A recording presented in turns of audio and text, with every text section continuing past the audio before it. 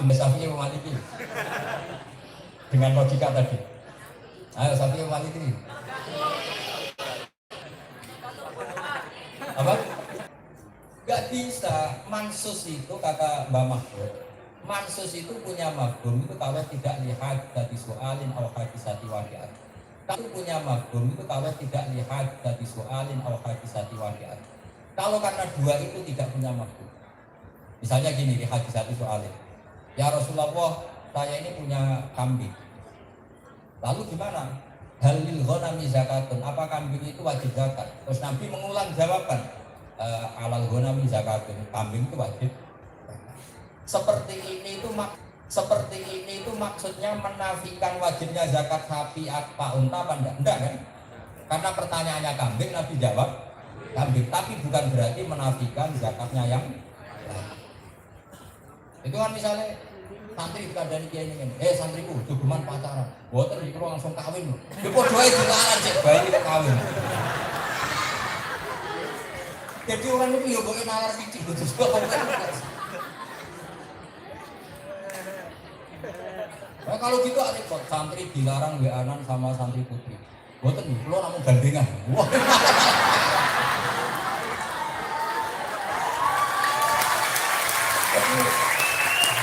Makanya ini ya, saya ingin ya, pondok sini tetap mengkaji apa usul fikih. Karena itu kelebihannya Syekh Mahfud. Syekh Mahfud itu ngarang usul fikih itu luar biasa, namanya Nailul Ma'mur. Yang kitab itu menginspirasi Ghazali, punya kitab namanya Thariqatul apa? Usul. Yang ngajar guru, abahnya guru saya, Ki Zubair Dahlan, abahnya Ki Maimun apa? Zubair. Makanya saya ini juga belajar usul fikih terus. Karena sekali saya belajar usul fikih, terus saya hanya bisa primbon. Nanti orang ngira Mbah Mun itu ahli primbon. Bukti nih Gus Bak, santri nih Isa nih mau primbon. Jadi derajatnya kiai itu karek murid. Nah, misalnya saya alumninya Mbah Mun, terus di Jogja dukun. Terus orang ganti generasi, nggak menyaksikan Mbak, statusnya sanad bangun dari saya, mesti orang kira, wah mesti aku kok guru nih kan guru. Makanya saya ini roda maksa, waktu kita begitu, tak ada guru, nah aku mau ke primbon, mesti guruku jago. Makanya pokoknya kalau ide sekarang kama tasarrofa bi Muhammadin adnan, jadi dibalik, yang keramat nuntut wong tuane itu dibalik, wong tuane sing nurut keramat anak. Saya yakin, andai kan Mbah Mun tidak sealim ini, orang nggak bakas Mbah Zubair. Hukum Mbah Mun alim alama, orang akhirnya tanya Mbah Zubair itu siapa? Jadi tetap orang bakas baganya itu tepat. Andai kan pondok termas sudah mati, orang nggak bakas Mbah. Orang nggak bakas Mbah Abdul, nggak bakas Mbah Abdul. Maka semoga pondok ini ada di Layomin. Karena ini menyangkut identitas, menyangkut apa? Pokoknya sekarang betul. Makanya Nabi Yusuf bilang apa? Wattaba'tu millata abai Ibrahim wa Ishaq wa Yaqub. Maka nalana an musyrika billahi min. Ciri khas adat kami adalah tidak pernah syirik. Ketika Rasulullah Muhammad SAW memaklumatkan tauhid, beliau ketika apa? Millata abikum Ibrahim. Jadi ini jelas. Awal lagi menyangkut usul fikih. Jadi di usul fikih ada ilmu namanya tangkihul mana. Tangkihul mana itu gini. Sesuatu yang disebut itu tidak menjadi nas, tapi menjadi instrumen. Instrumen itu imma dzikrul juz'i wa iradatil kul, atau dzikrul makis makis saleh, kemudian makis lainnya dijak masifkan. Misalnya begini, saya beri contoh. Sampai bingung Allah. Nah, kalau agak bingung kan harus ahli. Jadi, misalnya begini, Allah mendikan wa antas fa'u bainal ukhtaini illa ma qad dilarang mengumpulkan dua saudara. Jadi kamu kawin mbaknya sekaligus adiknya. Ini kawin wahid tahta rajulin wahid. Itu haram apa enggak? Haram atau enggak sah? Enggak sah. Bukan sekedar haram tapi enggak sah. Pertanyaannya, andai kan kamu nikahi ponakannya, buliknya juga cantik, masih muda, boleh enggak? Ponakan sama bulik? Betul. Andai kan nuruti hanya nas, maka boleh, karena yang enggak boleh hanya benal. Makanya saya bilang bahaya sekali ada orang bilang kembali ke Quran dan hadis tapi tidak tahu sinau usul fikih. Nak tahu sinau usul fikih ngiranya yang haram hanya benal ukhtain, karena Nabi tidak menyebut antara istri dan bule. Nah, Tapi menurut Mbah Mahfud, menurut teori usul fikih, zikrul ukhtaini zikru ba'din min adza'il muharramah, menyebut sebagian dari muharramatun nikah. Berarti menyebut itu padha karo zikrul kulli. Jadi berarti zikrul ba'di wa iradatil kul. Itu kan sama dengan saya bilang gini ke Kang, ojo geman demek tangane mbak mari batal wudune. Terus Kang nih, aku demek pipi deh Gus, sarap. Itu sarap tuh. Majnun lah pokoknya. Maksudnya gini nih, saya menyebut tangan itu artinya menyentuh bagian dari perempuan itu membatalkan. Bagian itu aku nyebut tangan. Nah, berarti liyane tangan juga sama. Ukhtaini itu haram, berarti liyane ukhtaini yang semahram juga haram, termasuk istri dan kulitnya, istri dan mbaknya dan sebagainya. Nah, coba sekarang misalnya ada ilmu usul fikih yang merangkap di berarti wa iradatin kol itu istilah balaghah. Kalau dalam istilah usul fikih itu apakah umum itu bagian ala umum? Sekarang zikrul ba'di itu apakah ta'yin apa zikru ba'dil umum? Yang benar ya zikru ba'dil umum. Misalnya gini, ini dengerin betul ya. Yang contoh gampang aja. Saya misalnya kiai punya pembantu namanya Zaid Bakar Umar. Ya saya punya dalam Zaid Bakar Umar. Kemudian ada tamu saya bilang, Zaid sini. Ternyata Zaid itu di kamar mandi atau sedang kemana. Terus Umar nggak keluar, mesti dipanggil Zaid dan saya. Kira-kira Umar itu goblok apa enggak? Goblok, karena saya manggil Zaid itu sebetulnya semuanya dalam yang bisa hormat tamu itu tak panggil. Siapa saja. Cuma kebetulan saya nyebut. Ya, berarti nyebut Zaid itu laisa murad dan bi'aini Zaidin. Dia harus Zaid. Siapa saja yang sefungsi dengan sama nyebut ukhtain adalah perwakilan dari muharramat, orang-orang yang haram dinikah, tidak harus ketika Zaid nggak keluar terus saya ke kamar ternyata Umar di situ, Bakar di situ, kira-kira saya marah nggak? Marah kan? Meskipun mereka berdalil dengan manggilnya Zaid. Aku lagi boten mriku, kula boten Zaid. Oh aku dari kayaknya tak boleh yakin tak boleh. Nah itu ilmu usul fikih. Sekarang bayangkan banyak gerakan kembali Quran hadis nggak tahu ngaji usul. Bahaya betul. Bukan sekedar bahaya, masa bahaya katanya. Ya, agak provokatif. Bahaya sudah repot malah diasap dua. Maka ngaji usul fikih itu penting karena ini analisisnya. Atau sesuatu dikatakan tuh lihat disati waqi'at. Memang kejadiannya seperti itu. Maka kalau nuruti mereka, coba gini dan Mu'ad ini uhibbuka fala tada'anna dubura kulli sholatin Allahumma inna ala dzikra wa syukrika wa husni ibadah. Sebagian riwayat fakul dubura kulli sholatin Allahumma inna ala dzikra wa syukrika wa husni ibadah. Itu semua kiai mengijazahkan doa itu.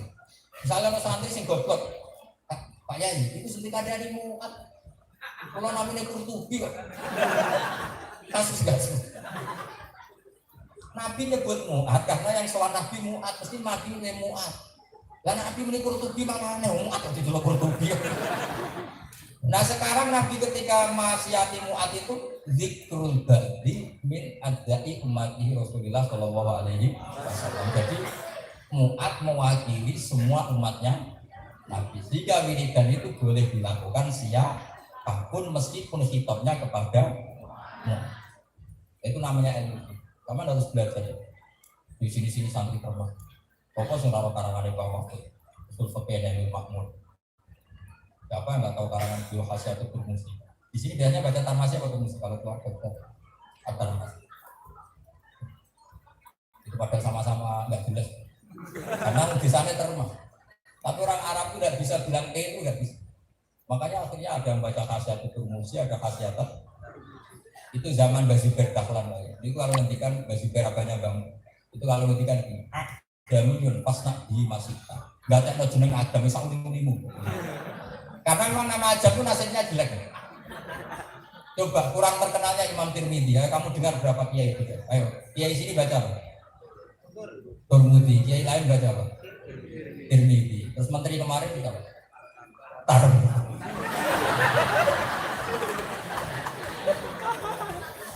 Ya kan? Jadi memang itu ada kaidahnya. Adamiyun pas nabi. Ya kan? Jadi memang itu ada kaidahnya. Adamiyun pasna bihi masih. Itu nama Adam sauni. Coba kamu tahu nggak? Siti Maryam, ibunya Nabi Isa, namanya siapa? Maryam kan? Tapi orang Mesir itu nggak bisa bilang Maryam, bilangnya Maria. Maka istrinya Nabi namanya Maria apa Maryam?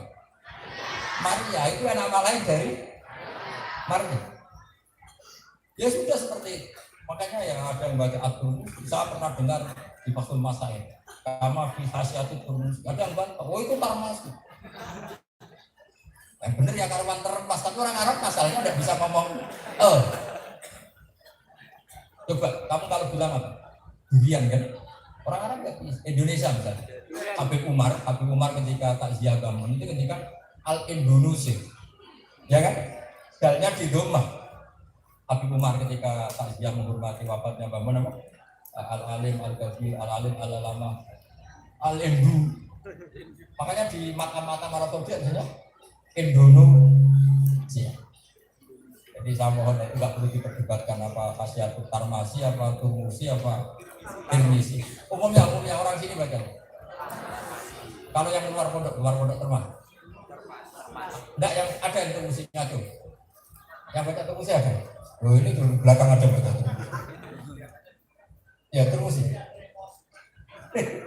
Karena memang kaidahnya gitu. Adamiyun pasna bihi masih. Makanya bangun pernah guyon sama saya gitu.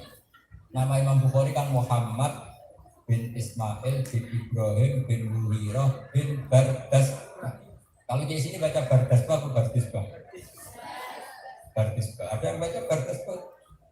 Ya karena kalau tidak pernah tahu gunung apa. Jadi apa ilmu-ilmunya? Adamiyun pasna bihi masih. Jadi kayak nasihatnya, ayo sekarang misalnya umumnya kayak sini baca Ustufri apa Istafri? Ayo, umumnya baca Ustufri. Ada nggak baca Istafri? Ada, banyak. Jadi nama-nama seperti itu memang orang Arab itu yang zaman kalau haji itu Indonesia ditulis apa? Indo. Ya saya teruskan yang ngaji usul fikihnya biar dapat barokahnya warga sini, barokahnya Bahdin, barokahnya Pak Mahfud, barokahnya Ki Habib, Ki Haris. Seperti ini. Jadi usul fikih itu ilmu untuk menganalisis. Sehingga dzikru syekh atau dzikru syekh itu apa? Dzikru ta'in, apa dzikru faktin min afrodi dari kalqan. Misalnya begini. Di Quran misalnya ada wal khayla wal bihola wal khamira satu terus kita tahu ala guri sumata turun ni'mat rabbikum enggak tahu itu mali wa tahu kana lagi sakhara lana. Makanya terus kalau kamu sudah naik himar atau naik kuda, kemudian kamu sudah tenang di atas punggungnya. Ada ayat kita tahu ala guri, kemudian kamu sudah tenang di atas punggungnya. Terus doa subhanalladzi sakhara lana. Terus kamu sekarang naik Innova, enggak pernah berdoa. Kenapa? Ini kan tidak khair. Tidak buhol. Itu waras apa? Karena ketika Allah nyebut khawail itu maknanya nyebut marfu. Apa nyebut apa? Jadi bentuknya tidak harus khawail, tapi apa saja yang berfungsi marfu. Paham ya? Nah, berhubung Innova itu marfu juga disunatkan berdoa subhanalladzi. Nah sekarang repotnya ada gerakan, pokoknya kalau di Quran tidak ada yang enggak. Parah saudara itu. Itu ada ilmunya. Meskipun di Quran tidak ada, tapi kalau secara analisis usul fikih itu takmim, maknanya juga pasti tak. Ini memang harus pakai usul fikih. Makanya sarang Mbak Zubair yang pertama ya Mbak Mun yang sama nanya itu fanatik sama usul fikih. Jika ketika kitab itu tidak matbu'ah, masih disimpan di Khalil Lasan, Mbaknya Kuskoyo, itu bahasa hal menukil itu jadi Thariqatul Kubra. Tapi sekarang alhamdulillah itu sudah dicetak secara massal. Tapi sekarang pertanyaannya, apa artinya dicetak kalau sampai tidak mempelajari?